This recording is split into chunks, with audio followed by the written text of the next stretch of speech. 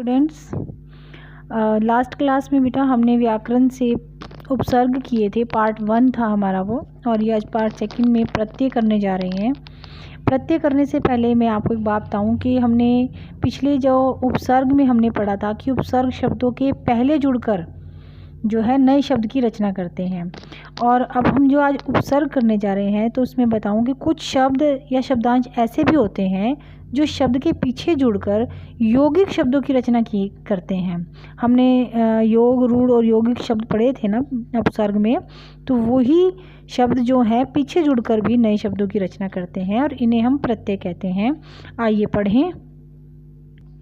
देखिए, सबसे पहले हम क्या पढ़ेंगे। प्रश्न हमारा बनेगा प्रत्यय किसे कहते हैं। दूसरा प्रश्न बनता है प्रत्यय का अर्थ क्या है और प्रत्यय की परिभाषा। अब हम उसे पढ़ेंगे, उदाहरण सहित हम इसे पढ़ेंगे। हाँ जी, प्रति और अय दो शब्दों के मेल से प्रत्यय शब्द का निर्माण हुआ है।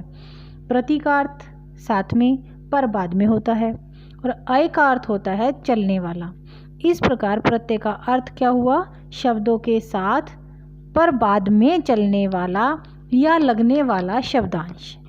सीधे सीधे कहें, जो शब्दांश के अंत में जोड़े जाते हैं उन्हें हम प्रत्यय कहते हैं। या आप कह सकते हो वे शब्दांश जो किसी शब्द के अंत में जुड़कर उसके अर्थ में परिवर्तन ला देते हैं उसे हम प्रत्यय कहते हैं। वो कैसे लाते हैं बेटा, देखो जैसे प्रसन्न है एक शब्द और उसके आगे अगर मैं ता लगा दूं तो वो क्या बन जाएगा, प्रसन्नता। गुण है, गुण यानी क्वालिटी, अगर मैं उसके साथ वान लगा दूं, प्रत्यय लगा दूं तो वो क्या बन जाएगा, गुणवान।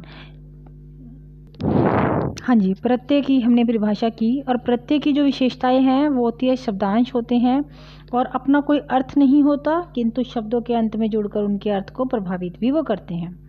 तो शब्दों के पीछे लगते हैं और यौगिक शब्दों की रचना करते हैं प्रत्यय। तो प्रत्यय के जो भेद हैं वो दो हैं, देखो हमने सामने, कृत और तद्धित। अब कृत के जो भेद हैं वो उसने सामने आपको दिए हैं।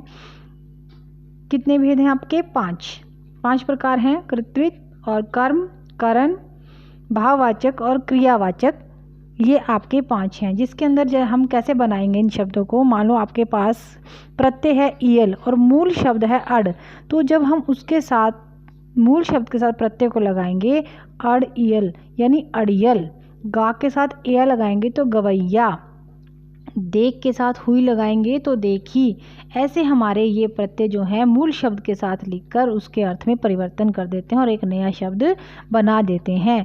जैसे लिख के साथ आई लगाएंगे तो क्या बन गया, लिखाई। अब इसके साथ हमें भाववाचक भी समझ में आ रहा है ना कि भाववाचक। अब ऐसे ही क्रिया है, आपके उस क्रियावाचक सामने दिया है उसने, तो क्रियावाचक के अंदर क्या है, जैसे खा क्या है, जैसे पता कह रहे हैं ना किसी को खाना खाना, खा, तो उसके साथ अगर हम कर लगाते हैं तो हम क्या कहेंगे, खाकर। क्रिया का नया शब्द बन गया ना मूल शब्द के साथ लगते ही प्रत्यय। तो खेल है, अब मूल शब्द हमारे पास खेल है और अगर हम क्रिया के अंदर उसके साथ ता लगा दें प्रत्यय तो क्या बन जाएगा, खेलता।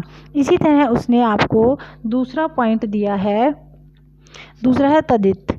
तो अब इसके भेद हमारे पास कौन कौन से हैं, इसके कितने होते हैं, 10 होते हैं। आपके बताऊँ मैं, तो आपको छोटा सा बताऊं मैं तरीका, सिर्फ हमारे पास 10 भेद को आप कैसे याद रख सकते हो।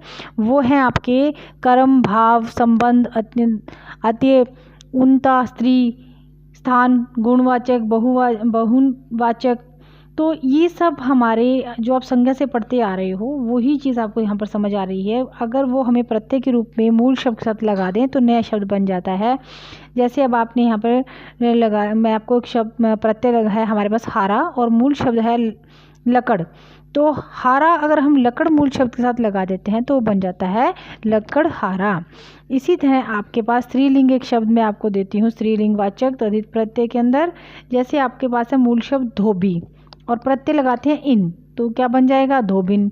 लड़का है ई तो लड़की। ऐसे ही आपके संबंधवाचक के अंदर है, जैसे दिन और इक प्रत्यय लगा देंगे तो दैनिक।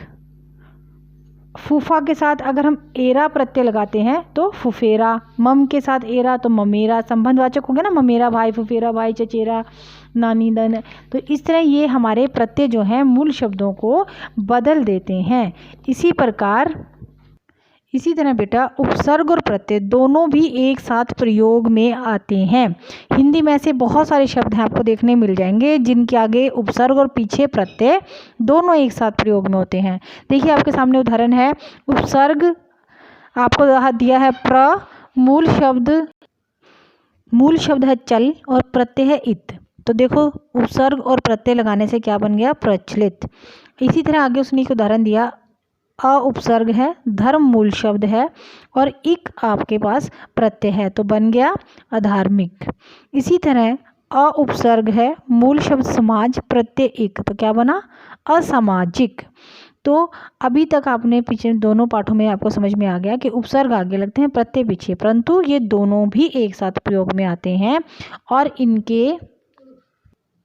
और देखिए इनके दोनों में अंतर क्या है, उपसर्ग आपके आरंभ में जुड़ते हैं, प्रत्यय हमारे अंत में जुड़ते हैं। और उपसर्ग के लगने से शब्द के अर्थ में पूरी तरह से परिवर्तन आ जाता है, प्रत्यय के लगने से शब्द के अर्थ में विशेष परिवर्तन नहीं आता है। और उपसर्ग का तीसरा क्या है कि इसके 5 भेद होते हैं और प्रत्यय के 2 भेद होते हैं। तो ये आज हमने पढ़ा प्रत्यय जो शब्द के साथ जुड़कर, पीछे जुड़कर उसके अंदर परिवर्तन कर देते हैं, और दोनों उपसर्ग और प्रत्यय दोनों एक साथ भी प्रयोग में लाए जा सकते हैं।